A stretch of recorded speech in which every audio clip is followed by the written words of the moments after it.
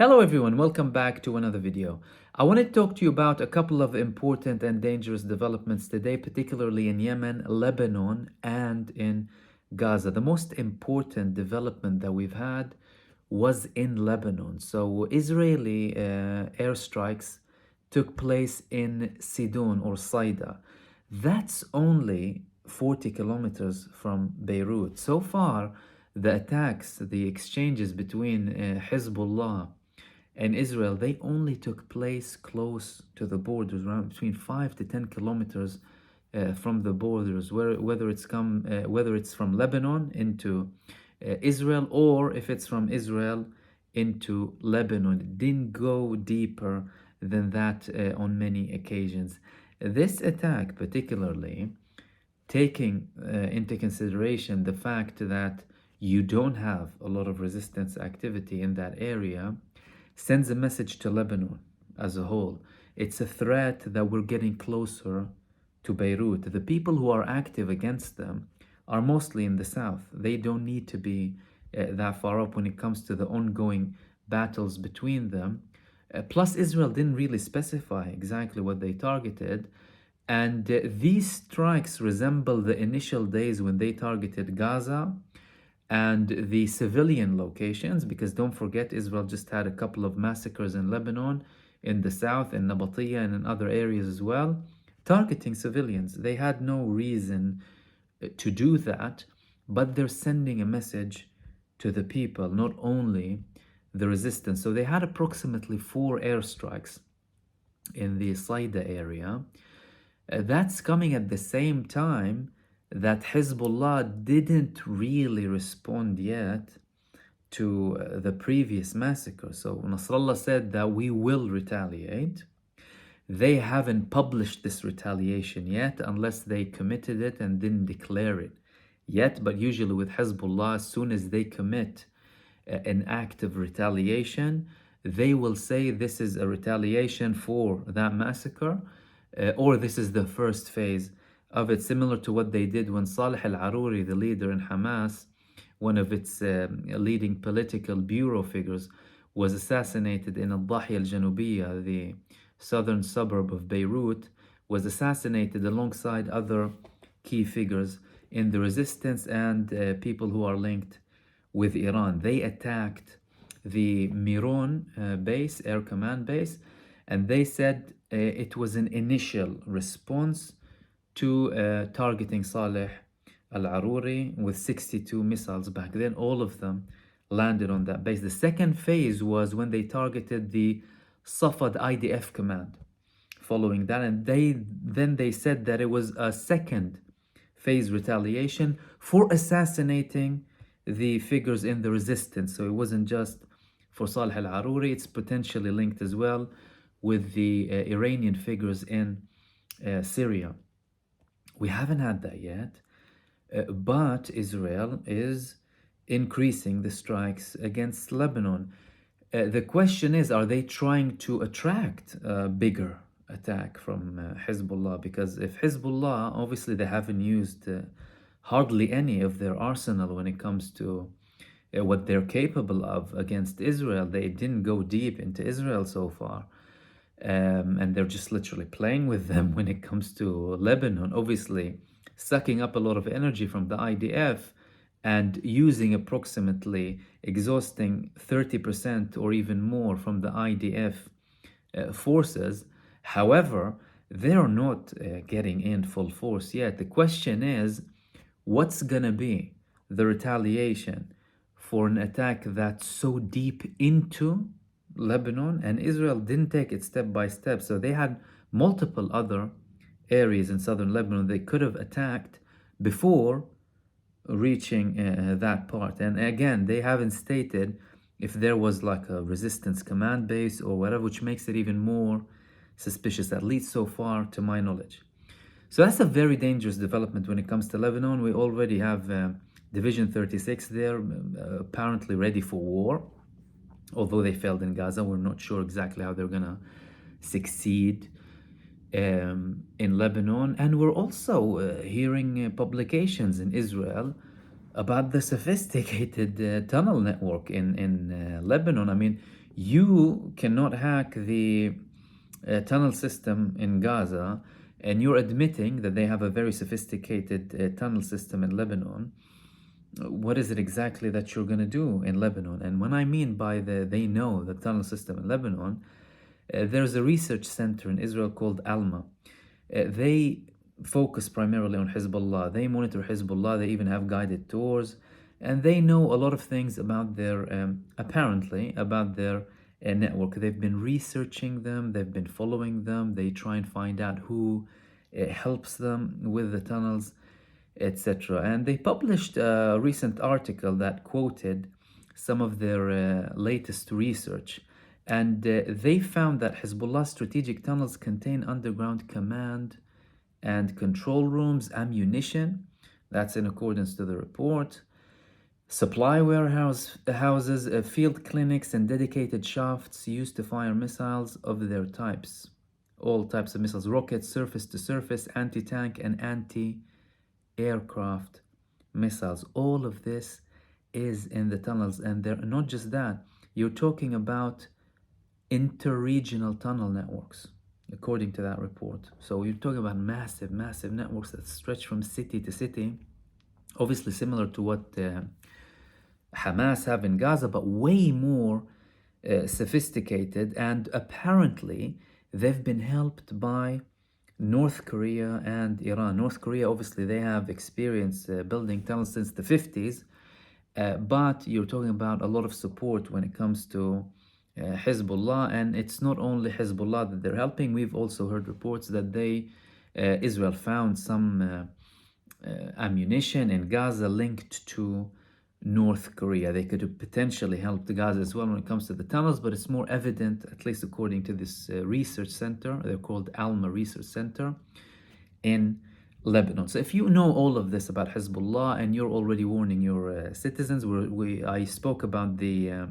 warnings that some governmental bodies sent to Israeli citizens when it comes to Lebanon, that prepare for outages, prepare for electricity, water being cut off, lack of supply of food, prepare canned food, medication, all of these things. And that's from just over a month ago, because they know the capabilities of Hezbollah. They know they have very precise missiles, and they have much more advanced weapons than Hamas do in Gaza. Yet despite all of that, they're still pushing it with Hezbollah. They're stretching it to the limit without really knowing how Hezbollah could retaliate. And I mean, Israel take what they say seriously. Many people, when the Secretary General of Hezbollah speaks, they listen to him. And when he says something, many people will believe him. I mean, the 2006 war, when there was a bit less censorship, because Israel now is officially in a state of war and it's using draconian powers to control many things in Israel when it comes to the media, when it comes to protests and all of these things. But back in 2006, the Israeli population used to listen to Nasrallah more than they listened to the Israeli leaders, because they know that the person speaks the truth.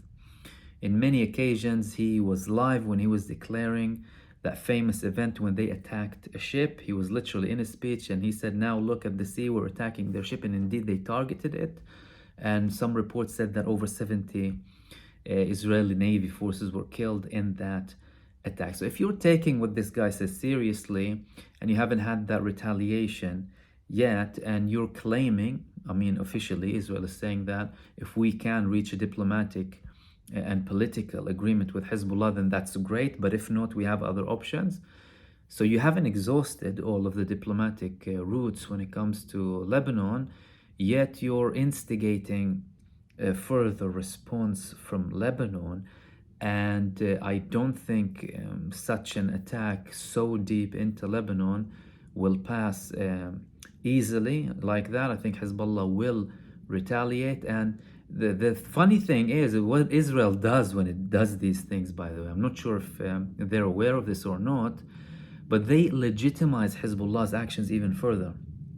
So the Lebanese population already know by now that Hezbollah is not going all out, so they don't, drag a massive response against Lebanon as a whole. And in Beirut, they're obviously being responsible to an extent when it comes to their retaliation to Israel and supporting the Palestinians in Gaza since the 8th of October.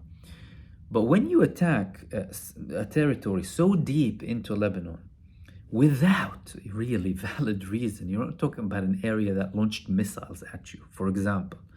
Most of the missiles that are launched at Israel are from the south.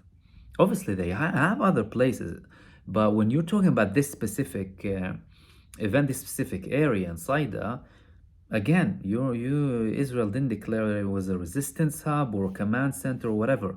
But what they're doing is they're legitimizing a bigger response from Hezbollah. I mean, recently Lebanon had a poll in which most Lebanese stated they support what Hezbollah is doing, because they're not taking it fully, but they're sympathizing with the Palestinians. They're not letting the IDF take a completely all-out approach when it comes to Gaza because of their lack of ability, because some of them need to be in Lebanon. Now, as a fact, they have Division 36, the most advanced one in the IDF. Now they're legitimizing even further, in the eyes of the Lebanese people, a bigger response against Israel. This is what's happening. So the Lebanese front is probably the most tense front at the moment when it comes to waiting for the retaliation of Hezbollah. It wasn't just Lebanon. We had high escalation in Yemen. Yahya Sari', the spokesperson for Ansarullah, also known as the Houthis, in reference to Abdul Malik al-Houthi, the leader, obviously the Yemenis, he said that they carried out 4 successful attacks in the past 24 hours. 3 ships, one of them completely drowned, a British ship, and 2 big other ships as well. And they took down an MQ-9 UAV, a very advanced one. So they're clearly not backing down, despite increased attacks against them in multiple parts in Yemen, from the coalition, primarily the United States and the United Kingdom. So that front is still ongoing, and they're still repeating, so long as this aggression is going on, so long as this genocide is still going on against our brothers and sisters in Gaza, we will not stop these attacks. And again, we're not targeting international ships, we're targeting ships that are linked and are going to Israel. That's it.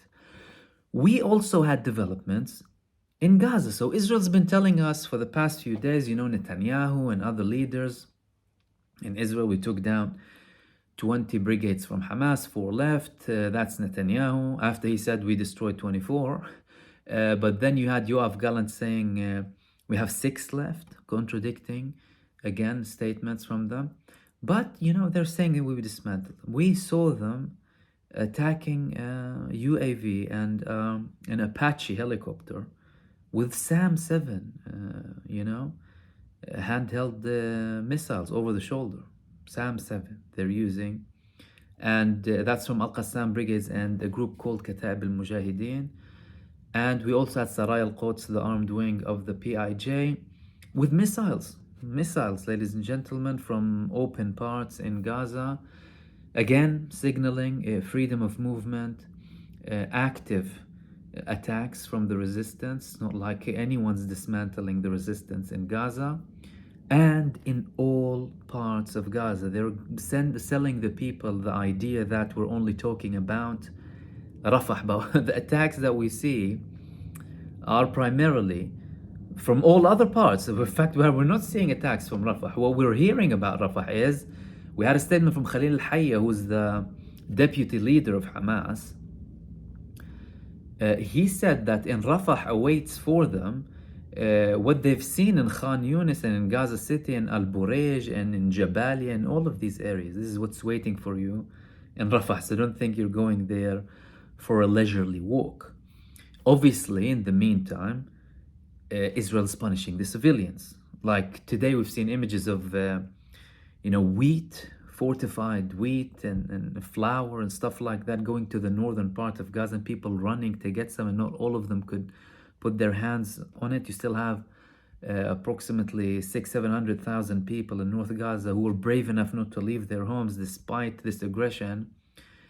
But Israel is punishing them for remaining there as much as possible. But today, fortunately, we had a couple of aid trucks going into the northern part of Gaza, And that's what they have, and they're saying, like our children are telling us, we want food. 1 week we haven't had anything. They're eating leaves from the trees and drinking water. Children are dying from hunger in North Gaza and other parts, but mainly in North Gaza. We've had reports of approximately 4 people dying just in the past few days because of serious malnutrition. So it's catastrophic for the people. But when it comes to the resistance, again, and Israel's claiming it's against the resistance, the only people they're punishing is the civilians. They're not punishing the resistance, and they know that very well. No matter how hard they want to say and would like to believe, it's otherwise. The fact of the matter is we're still seeing activity. If the situation wasn't like this, we would say, yes, okay, the resistance is failing in Gaza, okay? However, we're constantly seeing attacks in multiple parts of Gaza. That's 4.5 months into this genocide, with Israel with all of its force and ammunition and support from the biggest military power in the world, unable to defeat people in such a small location, fighting them, and their soldiers showing unwillingness to fight. Yeah, we have this story about the Givati brigade that we spoke about, fleeing the war, saying we're not getting breaks like the other brigades, and we refuse to be deployed in central Gaza. We want to have refreshment, we want to have a break, and now they're taking disciplinary action against them, and they didn't even specify the numbers, but that they spoke about the whole brigade. It reminded us of the early days when 2,000 soldiers fled because, according to them, they weren't getting enough backfire from the army, enough support. And that's just what we know. That's just what's published in Israel with the censorship. Imagine how many things are hidden from us. So these were the main things that I wanted to talk to you about, and I will hopefully see you soon in the next video. Also join my live stream. I usually post them on my community tab. Whenever I publish them, you'll see the link. Members and subscribers can join to answer your questions and take your feedback as well. And I'll hopefully see you soon in the next video. Take care.